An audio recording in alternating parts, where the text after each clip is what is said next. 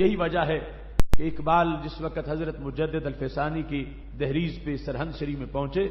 تو کہنے لگے اس خاک کے ذروں سے ہیں شرمندہ ستارے، جس خاک میں پوشیدہ ہے وہ صاحب اسرار۔ حاصل ہوا میں شیخ مجدد کی لحد پر، وہ خاک جو زیر فلک ہے مطلع انوار، ہے مٹی مگر اقبال کہنے لگے ستاروں سے زیادہ روشن ہے،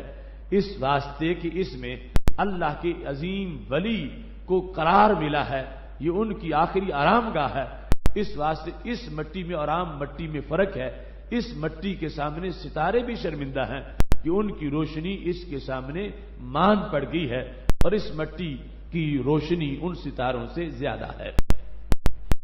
قرآن مجید برہان رشید کی توضیحات اور سید عالم نور مجسم شفیع معظم صلی اللہ علیہ وسلم کے فرمان مقدس کی تشریحات کی روشنی میں ہم نے یہ دیکھنا ہے کہ قبر میں اور بت میں فرق کیا ہے۔ قبر کی اس واسطے میں نے شروع سے جو حقیقت ہے اس کو بیان کرنا شروع کیا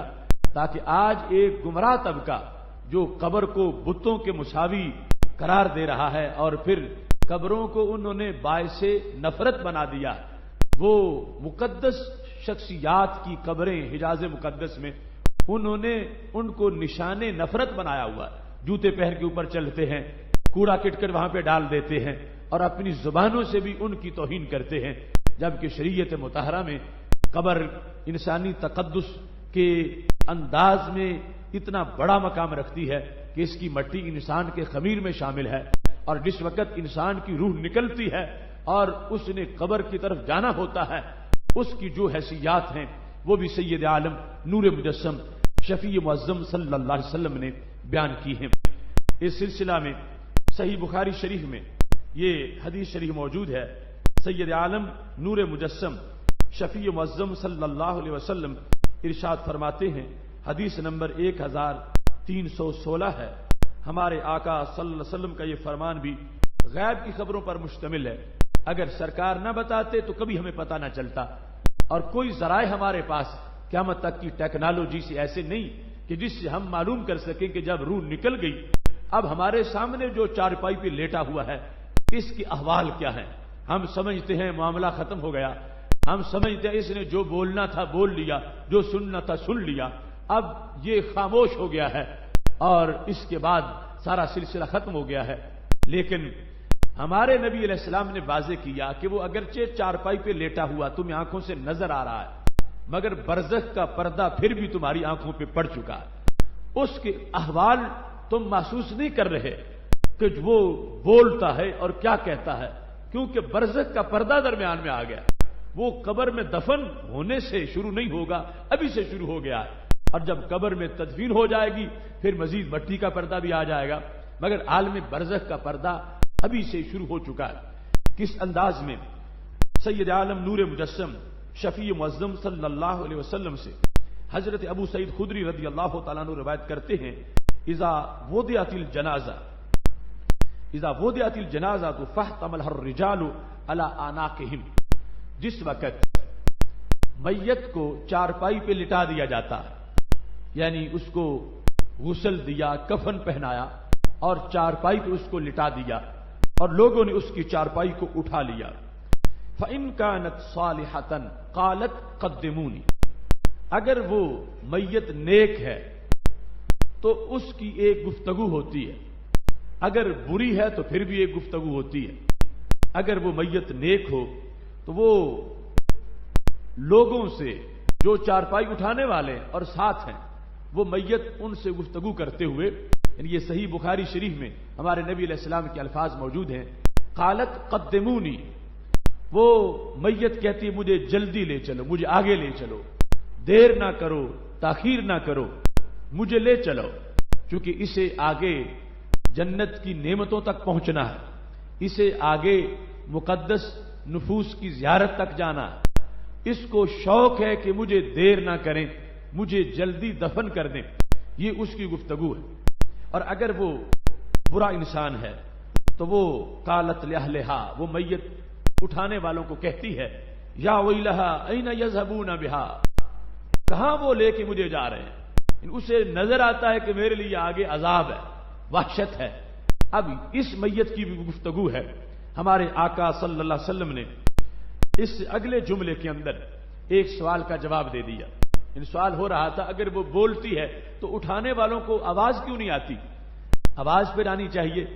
یعنی صحابہ کرام علیہم رضوان جو فوت شدگان ہیں ان کو لے کے چلتے ہیں، آواز نہیں آتی۔ تو آج یہ سمپل مضمون آتا تو شاید کوئی پوچھتا اور ہمارے پاس جواب نہ ہوتا۔ ہمارے نبی علیہ الصلوۃ والسلام نے اسی وقت اس کا جواب دے دیا۔ فرمایا یسمع صوتها کل شیء الا الانسان، وہ آواز ہر چیز سنتی ہے، ہر چیز سنتی ہے، الا الانسان، انسان نہیں سنتا۔ تو پتہ چلا انسان کے لحاظ سے برزخ بن گئی۔ برزخ کا معنی ہوتا ہے پردہ۔ اب بھائی کا بھائی بول رہا ہے، اس بھائی کو جو چارپائی اٹھائے ہوئے سنائی نہیں دے رہا۔ باپ کا بیٹا بول رہا ہے لیکن باپ کو وہ سنائی نہیں دے رہا، اور یہ غیب ہے، اور اس کو جاننا ہی تو علم غیب ہوتا ہے۔ میرے محبوب علیہ الصلوۃ والسلام نے وہ جانا جو ہم نہیں جانتے، وہ سنا جو ہم نہیں سنتے، وہ دیکھا جو ہم نہیں دیکھ سکتے، وہ بھی آپ کے ادراک میں موجود ہے۔ فرما ہر چیز اس میت کی آواز کو سنتی ہے لیکن انسان نہیں سنتا۔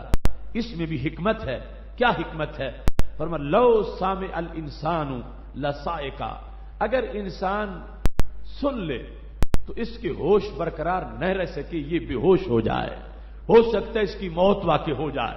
وہ اس طرح کی آواز ہوتی ہے۔ اس بنیاد پر رب ذوالجلال نے درمیان میں برزخ بنا دیا کہ ہر چیز سن رہی ہے، یہ اللہ کی قدرت ہے اور اس کی قدرت کا کمال ہے۔ اب دیکھو میں بول رہا ہوں، آپ سارے برابر سن رہے ہیں، یہ میرے بس میں نہیں کہ میں تم میں سے جو 4-5 ہیں ان کو اپنی آواز نہ سننے دوں، باقی کو سنا لوں۔ سب کو برابر سنائی دے گی یا سب کو نہیں سنائی دے گی؟ یہ نہیں ہو سکتا کہ میں کچھ کو سنواؤں اور کچھ کو اس انداز میں اب بیٹھے ہوئے نہ سنوا سکوں۔ لیکن یہ رب ذوالجلال کی قابل قدرتیں ہیں کہ اس کا قدرت کا کرشمہ ہے کہ آواز ہر چیز سن رہی ہے، جانور بھی سن رہے ہیں، مگر اس نے وہ آواز انسان کو نہیں سننے دی، انسان سے اس آواز کو جدا کر کے رکھا۔ اور اس میں بھی حکمت تھی کہ اس آواز کو برداشت کرنے کے لیے حیوان تو برداشت کر سکے گا، چونکہ اس کی ایسی حواس نہیں جیسے انسان کے ہیں۔ گدھا سن کے برداشت کر جائے گا مگر انسان سن کے برداشت نہیں کر سکے گا۔ اس کی انسانی حیثیت اور زیادہ حساس ہونے کی بنیاد پر اور نرم و نازک ہونے کی بنیاد پر یہ پھر نہیں سن کے برقرار نہیں رہ سکے گی زندگی، اس کی بھی موت واقع ہو جائے گی۔ تو اس بنیاد پر اس سے اس آواز کو روکا گیا۔ لیکن یہاں سے پتا چلا کہ انسان کی بدن سے روح نکل گئی، ابھی دفن بھی نہیں ہوا، چارپائی پہ لیٹا ہوا ہے، اس وقت بھی اس کی ایک آواز موجود ہے اور وہ آواز سننے والے سنتے ہیں۔ اور رب ذوالجلال نے انسان کے لحاظ اس آواز پر پردہ ڈال دیا ہے اور اس کو اس کی برزخی حیثیت سے متعلق کر دیا ہے۔ اب اس وقت ایک انسان اس کی نماز جنازہ ہو جاتی ہے اور پھر وہ جگہ آ رہی ہے کہ جس کو قبر سے تعبیر کیا جائے۔ انسان کے لیے یہ سارے کا سارا جو سفر ہے اس میں عزتیں ہیں۔ اگر اس کا پیکر روح کے نکل جانے کے بعد بت کی حیثیت کا ہوتا، اس کے اٹھانے میں کوئی ثواب نہ ہوتا، اسے غسل دینے میں کوئی اجر نہ ہوتا، اسے کفن پہنانے میں کوئی شان نہ ملتی۔ اس واسطے کہ جو بتوں کی عزت کرے وہ تو ایمان کھو بیٹھتا ہے، لیکن جو مومن کے بدن کی عزت کر رہا ہے اس کو غسل دیا ہے، کفن پہنایا ہے، اس کو چارپائی پہ اٹھایا ہے۔ ہمارے آقا صلی اللہ علیہ وسلم نے ہر موقع پر اس کا اجر بیان کیا ہے، یہاں تک کہ فرمایا من غسل میتا فکتم علیہ غفر لہ 40 مرۃ، کہ جس نے کسی مومن کو غسل دیا اور پھر اس کی خفیہ باتیں چھپائیں، یعنی غسل دے رہا تھا، ہو سکتا ہے جسم پر کوئی علامت ہو، کوئی نشان ہو جس وجہ سے اس بندے کے لیے لوگوں میں بات پھیلائی جائے تو اس کی توہین ہو سکتی ہے، کوئی ایسی طبی وجہ ہے، کوئی صورتحال ہے، اس نے غسل دیا ہے مگر اس کا راز فاش نہیں کیا، جیسا بدن تھا اس نے اپنے تک بات رکھی ہے۔ میرے نبی علیہ السلام فرماتے ہیں رب ذوالجلال اس انسان کو 40 مرتبہ بخشش عطا فرمائے گا۔ یعنی جس نے ایک پیکرے خاکی کو جس سے روح نکل گئی ہے اس کو غسل دیا ہے، اس غسل دینے والے کو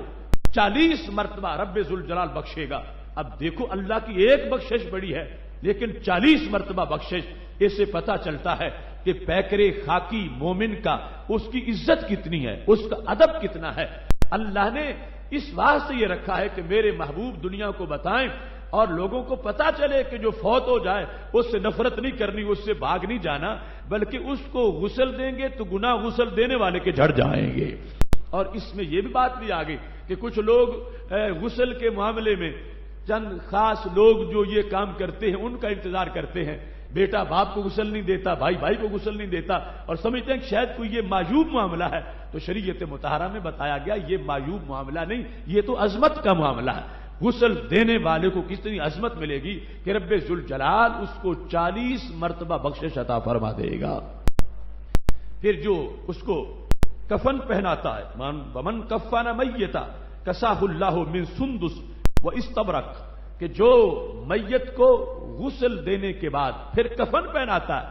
رب ذوالجلال قیامت کے دن اس کو جنتی سندس کا لباس عطا فرمائے گا۔